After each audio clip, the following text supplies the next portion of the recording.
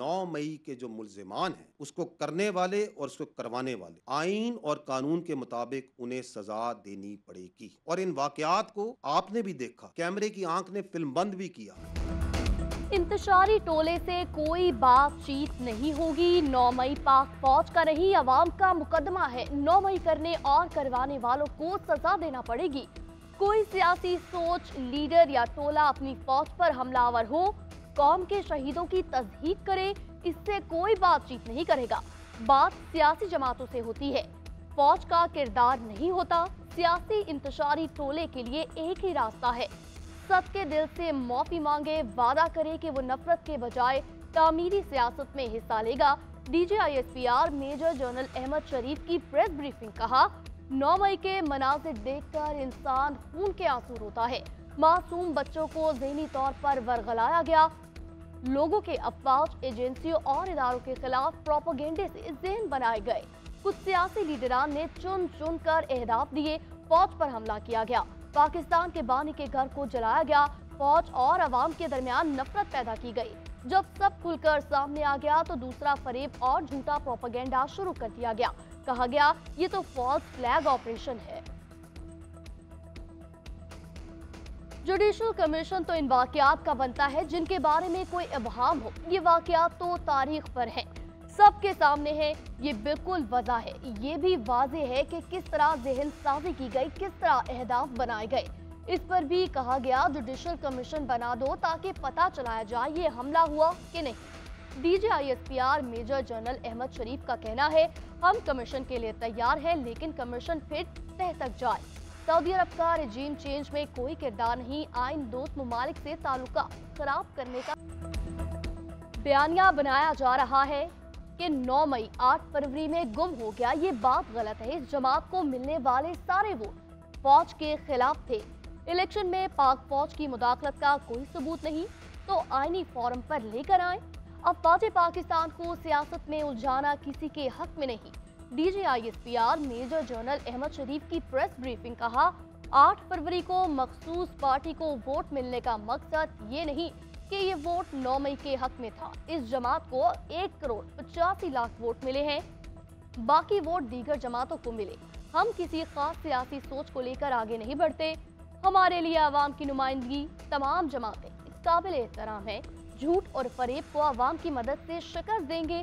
फौज में खुद एहतसाबी का खुदकार निजाम। दहशतगर्दी के खिलाफ एक तवील जंग लड़ी। इस दहशतगर्दी की जंग में हमारे जवान, कानून नाफिज करने वाले इदारों के एहलकार और बड़ी तादाद में शहरी शहीद हुए। पाकिस्तान की तमाम तर कोशिशों के और बारहा रियासती सतह पर अफगान अबूरी हुकूमत को निशानदेही करने के, अफगानिस्तान की सरजमीन इस्तेमाल करके TTP के दहशतगर्द मुसलसल पाकिस्तान में दहशतगर्दी की कार्रवाइयाँ करते हैं। इस हवाले से पाकिस्तान ने ठोस शवाहिद भी पेश किए, मगर ताहाल उस पर कोई मुस्बत पेशरफ्त दिखाई नहीं दे रही। पाक फौज का दहशतगर्दी के खिलाफ जंग आखिरी दहशतगर्द के खात्मे तक जारी रखने का अज़म। मेजर जनरल अहमद शरीफ ने कहा, दहशतगर्दों का रियासत पाकिस्तान, खुशहाल मुस्तकबिल और दीन इस्लाम से कोई ताल्लुक नहीं। ठोस शवाहिद मौजूद है कि अफगान सरजमीन बदअमनी के लिए इस्तेमाल हो रही है। दहशतगर्दों की सरकोबी के लिए हर हद तक जाएंगे।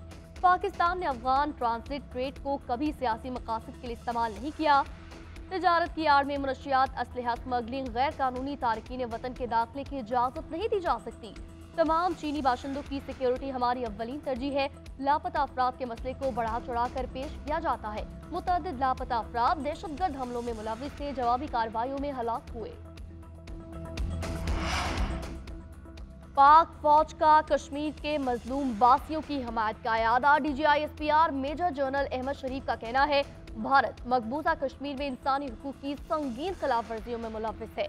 गैर कानूनी ऑपरेशन में कश्मीरियों को कत्ल किया जा रहा है। हिंदुस्तान दीगर ममालिक में मावराए रियासत टारगेट किलिंग में मुलव्विस रहा। पाकिस्तान में 2 शहरियों की टारगेट किलिंग में भारत मुलव्विस है। सिखों की टारगेट किलिंग में भारत का मुलव्विस होना साबित हो चुका। कंट्रोल लाइन पर भारत की तरफ से खिलाफ वर्जियां की गई। पाक फौज भारतीय जारियत का मुंह तोड़ जवाब देती रहेगी। फलस्तीन के हवाले से भी पाकिस्तान आलमी सतह पर मौसर आवाज बनकर उभरा। आर्मी चीफ ने मसला फलस्तीन की भरपूर हिमायत जारी रखने का इरादा किया। हुकूमत का सानिया नौमई के किरदारों को भरपूर जवाब देने का फैसला। विफाकी काबीना का खुसूसी इजलास 9 मई को तलब। पार्लियामेंट हाउस में होने वाले इजलास में वज़ीर-ए-आज़म शहबाज शरीफ काबीना के फोरम से खुसूसी पैगाम जारी करेंगे। इजलास में 9 मई के वाक़े की मसम्मत शहदा से इज़हार यकजहती किया जाएगा। इजलास में 9 मई को यौम सयाबी करार दिया जाएगा। काबीना पार्लियामेंट की बालादस्ती जमहूरी रवैयों के फरोग पर जोर देगी।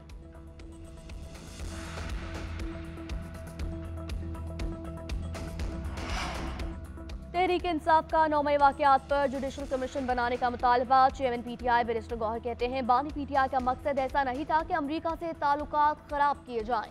बानी को अमरीकी सफीर से मुलाकात का बता दिया तो उन्होंने इत्मीनान का इजहार किया। शेर अफजल मरवत को अडयाला जेल के अंदर जाने नहीं दिया गया। अदलिया से दरख्वास्त करते हैं इलेक्शन कमीशन की दरख्वास्तों पर समाअत हो, बाकी दरख्वास्तों पर भी बेंच बनाए जाएं ताकि फैसला हो सके।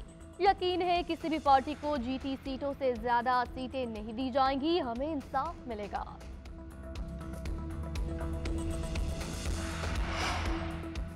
अमरीका पाकिस्तान में किसी सियासी जमात को सपोर्ट नहीं करता। पाकिस्तानी इंतखाबात से मुतालिक हमारे मौक़िफ़ में कोई तब्दीली नहीं आई। तर्जुमान अमरीकी महकमा खारजा मैथ्यू मिलर का बयान। कहा, अमरीकी सफ़ीर डोनाल्ड ब्लूम ने कायदे हज़्ब इख्तिलाफ उमर अयूब और दीगर से मुलाकात की। मुआशी इस्लाहात, इंसानी हुकूक, इलाकाई सलामती, दो तरफा ताल्लुकात पर तबादला ख्याल।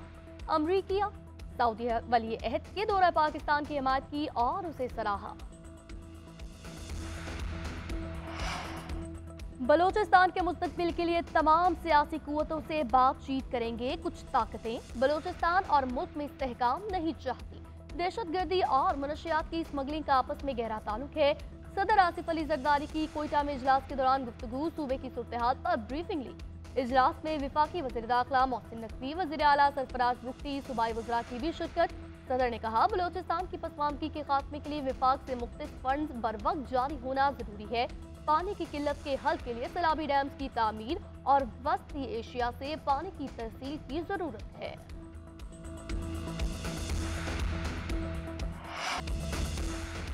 अटॉर्नी जनरल समेत हुकूमत भी मुदाखलत तस्लीम कर रही है। हाई कोर्ट के जजेस ने निशानदही की कि मुदाखलत का सिलसिला कब तक जारी रहे। जस्टिस अतर मिनल्लाह के हाई कोर्ट जजेस के खत पर खुद नोटिस की समाअत में रिमार्क्स। सब मान रहे हैं मुदाखलत हुई। एक हाई कोर्ट ने तो ये कहा कि आइन को सबूताज किया गया। चीफ जस्टिस काजी फायजीसा ने रिमार्क्स दिए, जो जज मुज़ाकरात देख कर कुछ नहीं कर सकता वो घर बैठ जाए। सदर सुप्रीम कोर्ट बार ने कहा, हाई कोर्ट भी माजी में मुदाखलत पर खामोश रही तो वो भी शरीक जुर्म है। सुप्रीम कोर्ट बार एसोसिएशन की मुदाखलत पर सजाओं का कानून लाने की सिफारिश।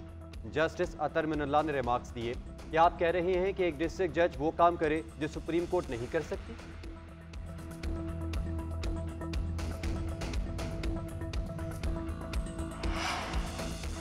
तनकीद करने, झूठ बोलने में बहुत बड़ा फर्क होता है। कमिश्नर ने झूठ बोला, तमाम मीडिया ने चलाया, किसी ने नहीं पूछा क्या सबूत है। चीफ जस्टिस काजी फायजीसा के जजेस खत के केस में रिमार्क। जस्टिस जमाल खान मंतकिल ने कहा, सोशल मीडिया पर तनकीद होनी चाहिए लेकिन लोगों को गुमराह नहीं करना चाहिए। मुझसे भी राब्ता करने की कोशिश की गई, मैं दबाव में नहीं आया। जस्टिस मंसूर अली शाह ने कहा कि कोई ऐसा सिस्टम होना चाहिए कि कुछ हो जाए तो सब जज इकट्ठे हो जाए। जब जजेस इकट्ठे हो जाएंगे तो कुछ कोई भी नहीं कर सकता। कोई सिविल जज को जूता मार दे तो कहा जाता है मुकमुका कर ले। अदलिया में मुदाखलत के केस में सुप्रीम कोर्ट बार की तजावीज़ अदालत उज़्मा में जमा। तजवीज़ किया कि अदलिया में मुदाखलत करने वालों के खिलाफ तहकीकात होनी चाहिए। ट्रैक एंड ट्रेस सिस्टम में गफलत, प्रोजेक्ट डायरेक्टर और मेंबर ऑपरेशंस इनलैंड रेवेन्यू गफलत के मुर्तकब करार। वज़ीर आज़म का जिम्मेदारान के खिलाफ कार्रवाई का हुक्म। इंक्वायरी कमेटी की रिपोर्ट शहबाज शरीफ को पेश कर दी गई। वज़ीर आज़म ने कहा, ट्रैक एंड ट्रेस सिस्टम में नाक़िस मनसूबाबंदी की वजह से मुल्की मईशत को नुकसान पहुँचा। इतने अहम कौमी मनसूबे के नफाज में जल्दबाजी करके अहम शिकों को नज़रअंदाज किया गया। माहदे में थर्ड पार्टी ऑडिट और तनाज़ात के हल के मुतबादिल निज़ाम के हवाले से भी शिकें शामिल की जाएँ।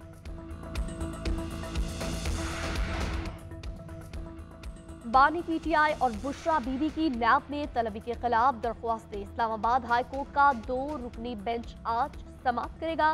बेंच में chief justice Aamir Farooq, justice Tariq Mahmood Jahangiri शामिल। बानी पीटीआई और बुशरा बीबी ने नैब इंक्वायरी में तलबी के नोटिस मुअत्तल करने की सदा कर रखी है।